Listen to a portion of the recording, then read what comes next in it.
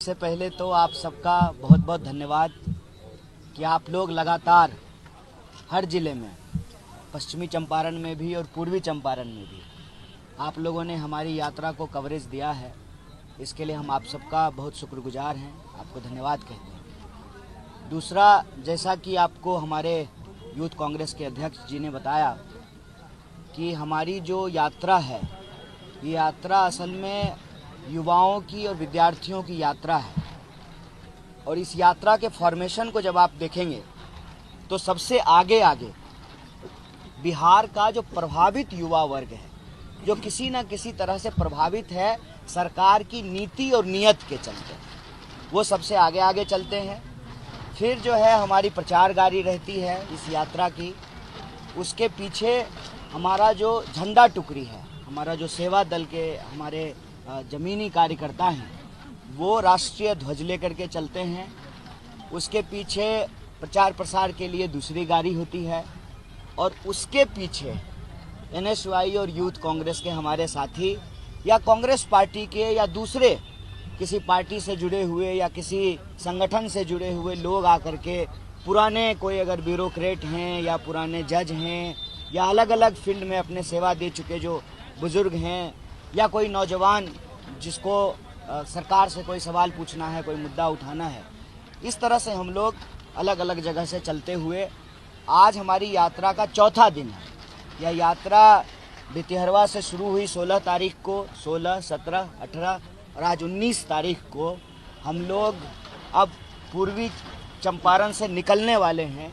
कल हमारी यात्रा जो है वो सीतामढ़ी में प्रवेश कर जाएगी, उसके बाद जो है शाम को ही प्रवेश कर जाएगी। उसके बाद जो है हम लोग सीतामढ़ी में चलेंगे।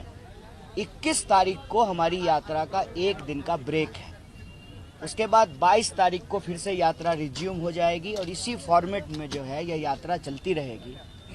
और इस यात्रा का जो मूल उद्देश्य है वो ये है कि जब हम गांधी जी की धरती पर आए हैं, उनकी कर्मभूमि पर आए हैं, तो हमारे मन में यही संकल्प है कि जैसे गांधी जी ने कांग्रेस पार्टी को भारत के भीतर स्वतंत्रता की आकांक्षा रखने वाले जो स्वतंत्र वीर थे, उनके लिए एक मंच प्रोवाइड किया। कांग्रेस पार्टी वो एक प्लेटफॉर्म बन गई। जो लोग भी आज़ादी चाहते थे वो आज़ादी का तराना गाते हुए उस पार्टी में शामिल हो गए और कांग्रेस पार्टी देश की पार्टी बन गई। वैसे ही हमारा उद्देश्य ये है कि एनएसयूआई यूथ कांग्रेस इस देश के विद्यार्थियों और जवानों के जो सवाल हैं, नौजवानों के जो मुद्दे हैं, उसके लिए संघर्ष का एक मंच बने और हम लोग उनको सहयोग करें।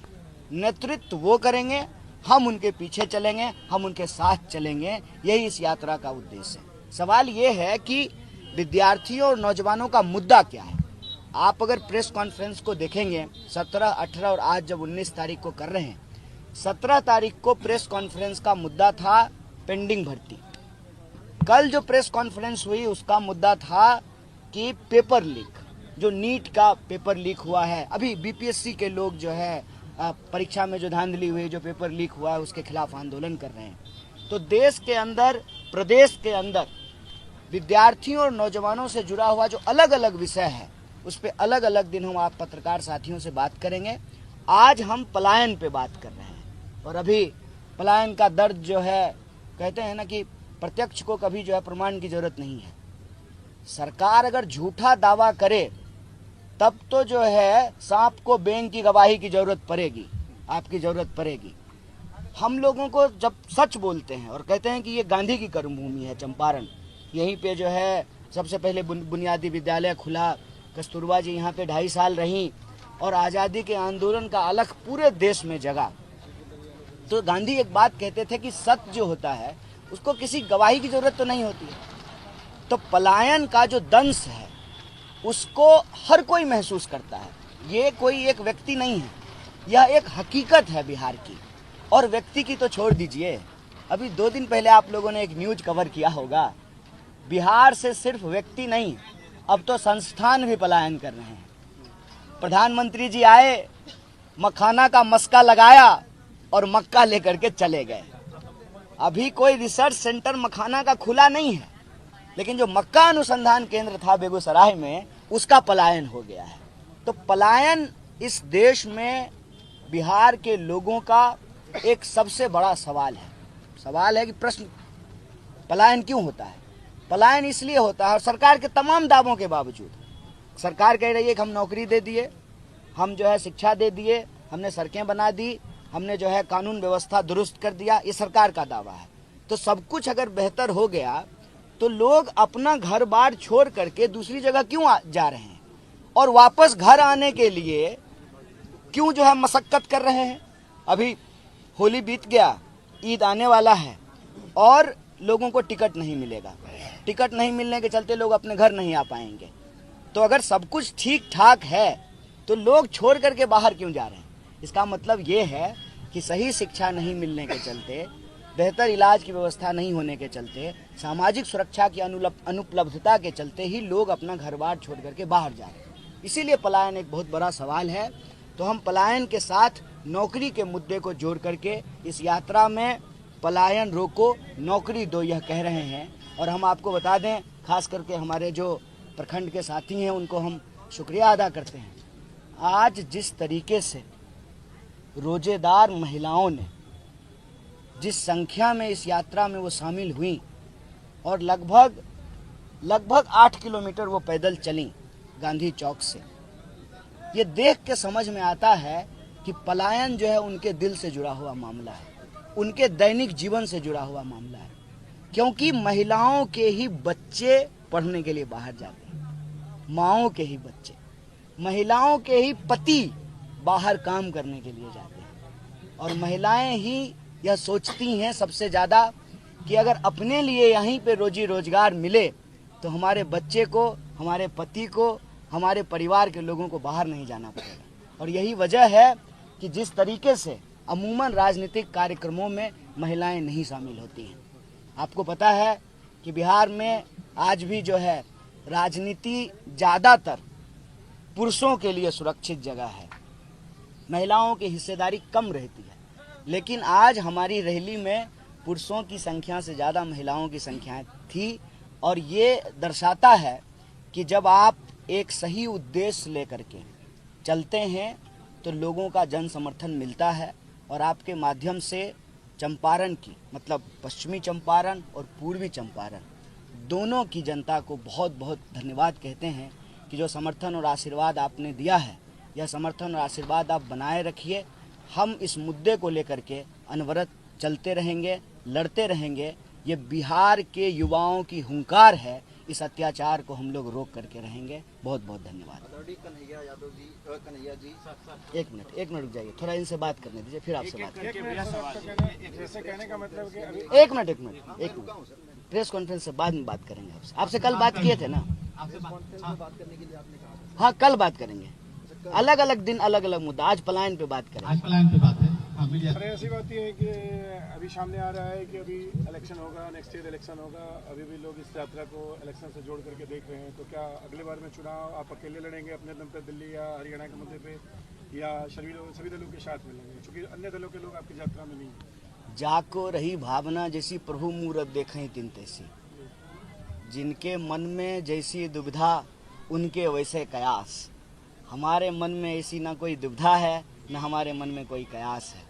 हमारे लिए तो एक ही लक्ष्य है, इस यात्रा के चुनाव से सिर्फ इतना संबंध है कि कल को हर पार्टी, मैं कह रहा हूँ हर पार्टी, मेरी पार्टी भी घोषणा पत्र बनाए तो नौकरी के सवाल को प्रमुखता से जो है अपने घोषणा पत्र में शामिल करें। कल को जब मीडिया का दरबार लगे तो उस टीवी स्टूडियो के बहस में जो है इनका दर्द जो है ना उसको उकेरा जाए, उसके बारे में बात की जाए। जब चुनावी चर्चा हो, धैर्य रखिए, इम्पेशेंट मत होइए। कितना उम्र हुआ है? तो धैर्य रखिए, आपसे ज़्यादा उम्र है मेरा, धैर्य रखिए। जब चर्चा हो तो युवाओं के मुद्दे को केंद्र में रखा जाए। ना अभी चुनाव है, इसीलिए ना गठबंधन की बात है, ना जो है MP MLA मंत्री की बात है। अभी ये यात्रा एकमात्र उद्देश्य लेकर के चल रही है, बिहार का भविष्य, बिहार के जो नौजवान हैं उनके साथ जो अत्याचार और अन्याय हो रहा है उसको हम उजागर करना चाहते हैं। अन्य दल जो आपके साथ चल रहे थे अभी तक जो चल रहे थे, वो इस यात्रा से किनारा सा क्यों कर रहे थे? नहीं, ये यात्रा बिहार के पॉलिटिकल पार्टी की यात्रा ही नहीं है। ये यात्रा बिहार के नौजवानों की यात्रा है। ये कोई जो है अलायंस की यात्रा नहीं है, ये कोई चुनावी यात्रा नहीं है, ना जो है इसमें कोई चुनावी फॉर्मेशन हो रहा है। जब चुनाव आएगा तो तब चुनाव की बात होगी। कन्हैया जी, एक ही धारा पर आप और उमर खालिद जेल गए थे। सवाल लोग कर रहे हैं कि आप उनके बारे में नहीं बोलते, वजह क्या? आप बाहर आ गए, वो अंदर क्यों है? लोग सवाल कर रहे हैं। आप पहली बात तो ये जान लीजिए, आपको पता नहीं है कि वो किस धारा में जेल में है। आपको पता है? भड़काऊ भाषण हुई थी जेल में आप लोगों के। नहीं, तो धारा कौन सी है, कौन से केस में वो जेल में है, आपको नहीं मालूम? हाँ, तो वो दूसरा केस है। सवाल ये है कि आप जब यहाँ आए हैं तो मेरा आपसे निवेदन है कि अलग अलग समय पे अलग अलग विषय वस्तु होता है। आज का विषय वस्तु नौकरी और पलायन है, इसलिए नौकरी और पलायन की बात कर रहे हैं। जब राजनीतिक बंदियों की बात होगी, सरकार के जो दमनकारी कानून हैं जिसके तहत इस देश में बोलने वाले लोगों को जेल में बंद किया जाता है, जब उसका प्रेस कॉन्फ्रेंस होगा तो उसके बारे में बात करेंगे। अब आप बताइए कि हंसुआक ब्याह हम खुरपी का गीत गाएंगे तो कौन सुनेगा? और ये जो लोग बैठे हुए हैं, जो सैकड़ों लोग चल रहे हैं, तो फिर वो कहेंगे कि आप तो हमारा मुद्दा ही नहीं उठाते हैं। और आप पत्रकार हैं तो मैं ये उम्मीद करता हूं कि आप कम से कम ठोस जानकारी के साथ प्रश्न करेंगे, है ना? अब हो गया, आप दूसरे आदमी। मैं ये जानना चाहता हूँ कि चुनाव से ठीक पहले ही यात्रा हो रही है, इसका चुनाव पे भी असर पड़ेगा, तो मैं ये जानना चाहता हूँ कि इस बार का जो इलेक्शन होगा उसमें क्या बेरोजगारी और पलायन जो है मुद्दा बनेगा? जात पात का जो मुद्दा रहता है, ये मुद्दा बन पाएगा आम जनता के? देखिए, चुनाव जिस पैटर्न पे होता आया है, चुनाव उस पैटर्न पे होगा, ये हम उसकी भविष्यवाणी नहीं कर सकते हैं, लेकिन हमारी कोशिश जरूर है। कहते हैं ना कि हो गई है पीर पर्वत सी पिघलनी चाहिए, इस हिमालय से कोई गंगा निकलनी चाहिए। हमारी कोशिश जरूर है कि हम हवाई बात ना करें, हम जमीन पर चलें, लोगों से मिलें, उनके मुद्दे जो हैं वाकई जिससे वो परेशान हैं उसके बारे में पता चले। अब मैं आपको एक उदाहरण देता हूँ। अगर हम ढाका से पैदल नहीं आए होते चंदनवाड़ा, तो हमको पता नहीं चलता कि भारतमाला नाम का कोई प्रोजेक्ट चल रहा है। और भारतमाला प्रोजेक्ट के तहत जो किसानों और ग्रामीणों का जमीन अधिग्रहित किया गया है, अधिग्रहण हुआ है उसका, उसमें जो है लोगों को मुआवजा नहीं मिल रहा है, औने पौने दाम दिए गए हैं। क्योंकि आपको मालूम है सर्किल रेट अलग होता है और मार्केट रेट अलग होता है। यह जो इलाका है ये बॉर्डर का इलाका है। यहाँ जो नरकटियागंज में ज़मीन का मार्केट रेट है, जो रक्सौल में ज़मीन का मार्केट रेट है, जो बरगिनिया में मार्केट रेट है, जो ढाका में मार्केट रेट है, वो दिल्ली के बसंत कुंज में नहीं है, बसंत विहार में नहीं है, मुंबई में वैसा रेट नहीं होगा। क्यों? क्योंकि यहाँ एक इंटरनेशनल ट्रेड का मामला है। तो यहाँ के जो किसान हैं वो उम्मीद करते थे कि हमको मुआवजा मार्केट रेट के हिसाब से मिलेगा। मार्केट रेट का हिसाब तो छोड़ दीजिए, एक जो है न्यायपूर्ण मुआवजा भी उनको नहीं मिला है। किसी को 3 लाख, किसी को 4 लाख। क्या पत्रकार जी, मैं शायद ठीक बोल रहा हूँ? आप ये भी उठाइए ना, आप कभी कभी पत्रकार जी। 4 लाख जो है मात्र मिला है उनको कट्ठा, और मार्केट रेट पता कीजिएगा 20 लाख 25 लाख रुपए कट्ठा है। अभी मट्टी भरा रहा है, धूरा उड़ रहा है, एकदम लगता है बागमती नदी का। इस परिस्थिति में जो लोग रह रहे हैं, वो जब पैदल चलेंगे जमीन पे तभी पता चलेगा ना कि क्या हालत है लोगों की, तभी तो रास्ता मालूम होगा। कल को जब चुनाव आएगा, हम ये थोड़ी कि हम पॉलिटिकल पार्टी हैं, एनजीओ तो है नहीं, हम चुनाव तो लड़ेंगे ही। हमारा गठबंधन, कोई आधिकारिक घोषणा तो हुई नहीं है। गठबंधन होगा, चुनाव लड़ेंगे, कैंडिडेट होगा, चुनाव प्रचार होगा, घोषणा पत्र बनेगा, लेकिन हम जमीन पर रहेंगे तब तो हमको पता चलेगा कि लोगों का मुद्दा क्या है। और हमने कहा कि हमारी पार्टी का उद्देश्य यही है कि इस पार्टी ने देश को आज़ादी दिलाई और इस पार्टी को ही इस देश की आज़ादी और संविधान को बचा करके रखना है। तो देश की आज़ादी और संविधान को अगर बचा करके रखना है तो जो प्रभावित वर्ग है ये उसका मंच बनेगा, सिर्फ एमपी एमएलए बने का मंच नहीं बनेगा। संघर्ष का मंच जब तक नहीं बनेगा तब तक एमपी एमएलए बना करके क्या करेंगे? रिजॉर्ट खेलने लगता है लोग चुनाव के बाद। चुनी हुई सरकार खरीद ली जाती है, एमएलए का रेट पूछा जाता है। हॉर्स ट्रेडिंग कहते हैं ना, गधों के व्यापार को हॉर्स ट्रेडिंग कहा जाता है। जो अपना ईमान बेच रहा हो 2-4 करोड़ के लिए, उन गधों के व्यापार को हॉर्स ट्रेडिंग कहते हैं। चुनी हुई सरकार तो खरीद ली जाती है। तो कांग्रेस पार्टी देश की पार्टी कैसे बनी? गांधी जी ने इसको देश का पार्टी कैसे बनाया? गांधी जी भी तो सूट बूट पहने थे, लंदन में पढ़े थे। क्या जरूरी था उनको चंपारण के जो है इस इलाके में? आज का नेता नहीं आएगा इन इलाकों में जहां गांधी जी आजादी से पहले आ गए। तो कांग्रेस पार्टी देश की पार्टी बनी देश के लोगों के सवालों पर लड़ करके। संघर्ष का मंच कांग्रेस पार्टी बनेगी। चुनाव भी होगा, हम चुनाव लड़ेंगे। हम लोकतंत्र में भरोसा करने वाले लोग हैं, बिल्कुल चुनाव लड़ेंगे। हमको नहीं लगता है कि कोई क्रांति बंदूक से आती है, चुनाव से आती है। हमको लगता है, इसीलिए तो जो है हम इसके सदस्य हैं। तो जब चुनाव होगा चुनाव लड़ेंगे, लेकिन अभी चुनाव नहीं हो रहा है, अभी संघर्ष हो रहा है। और जब हम संघर्ष में हैं तो जो हमारा मेन मुद्दा है पलायन का और नौकरी का, उसको उठा रहे हैं। साथ ही साथ जो लोकल इशूज हैं, जब हम चल रहे हैं तो लोग आकर के बता रहे हैं। जब हम लोग बेतिया में थे, लोगों ने आकर के बताया कि चनपटिया का जो है ना चीनी मिल बंद पड़ा हुआ है, ये चीनी मिल चालू होना चाहिए। अभी जो है हमारे कई साथियों ने जो कहा कि इस इलाके में बहुत सारा चीनी मिल हुआ करता था। जब से महाराष्ट्र में चीनी मिल खुलना शुरू हुआ, बिहार का चीनी मिल बंद होना शुरू हो गया। पूरा का पूरा इस देश में जो गन्ना का बेल्ट था वो मुजफ्फरनगर से शुरू होता था और मुजफ्फरपुर तक आता था। और ये आपको मालूम है कि ये जो शिवहर जिला बना है, सीतामढ़ी जिला बना है, वो तो मुजफ्फरपुर जिले से ही अलग होकर के बना है। यहाँ लोगों को यह मालूम नहीं है कि मुजफ्फरपुर की अपनी कोई भाषा भी है। लोग भूल गए कि मुजफ्फरपुर की भाषा बज्जिका है। आज आपको कोई बज्जिका बोलता हुआ लोग नहीं मिलेगा। हमारा इतिहास मिटाया जा रहा है, हमारा पहचान मिटाया जा रहा है। और राजनीति में सिर्फ चुनाव, गठबंधन, सीट, मंत्री, अरे होने दीजिए।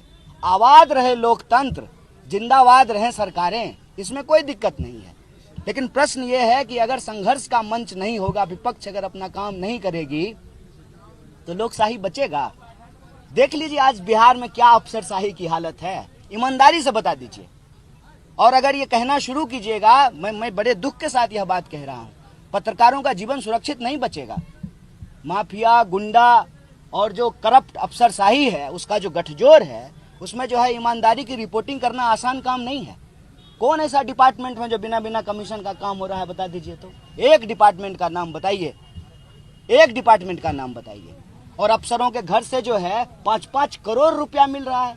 कहां से आ रहा है 5 करोड़ रुपया? जनता का लूटा हुआ पैसा है ना। तो लोकशाही को अफसरशाही में बदल दिया गया है। 2-4 अफसर जो है पूरे बिहार को चला रहे हैं। ये सवाल है हमारे सामने। अगर हम बिहार के लोगों के मुद्दा को केंद्र में नहीं लाएंगे तो कल को चुनाव होकर के चला जाएगा, लेकिन जो असली साजिश है वो पता चलेगी क्या? भाजपा चाहती है कि एन केन प्रकारेण बीजेपी का मुख्यमंत्री हो बिहार में। जैसे अन्य प्रदेशों के संसाधन को अदानी के हाथों में सौंपा जा रहा है, वही बिहार में करने की साजिश है। और आप अगर पत्रकार हैं तो शायद आपको ये मालूम भी हो कि यहाँ जो है बेतिया महाराज के जमीन के साथ क्या खेला होने वाला है फूड पार्क के नाम पे। पता लगाइए, रिपोर्ट कीजिए। हम तो आपसे भी आह्वान करते हैं कि आपका भी मंच है।